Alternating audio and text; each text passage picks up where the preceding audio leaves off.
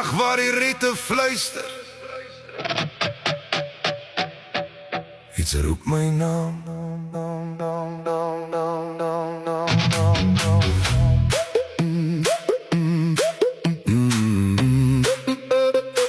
By die see sit ek alleen, met 'n semi in my broek.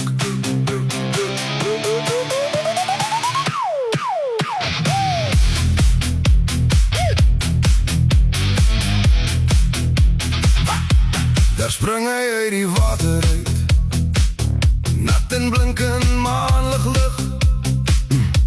'n Padda met 'n attitude, wat my kyk asof hy iets wil sê.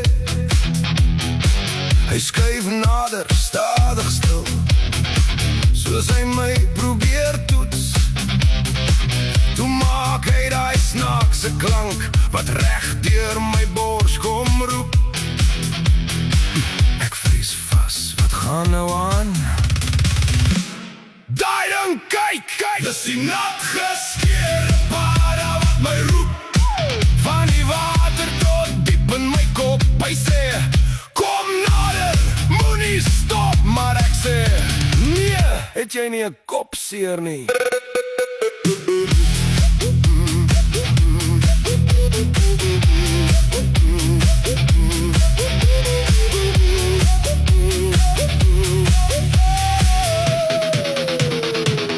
Stap terug, maar hy volg my deur die sand.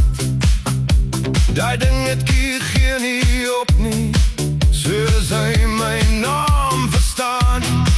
Die wind tel op, die see ruik sout, die nag raak stadig wild. Maar daai padda bly net roep, soos iets wat my wil hê. My hart klop vinnig, wat is dit? Is dit reël, of net 'n trap? Dis die nat geskeerde padda wat my roep in die donker. Hy hou en skree, kom ry my, maar ek hardloop nou.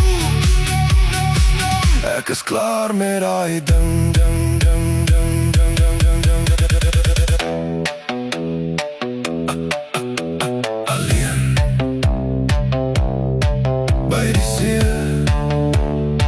Maar ek hoor nog steeds,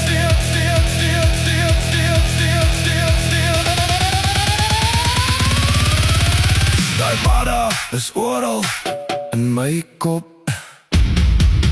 Daai roep hou nooit op.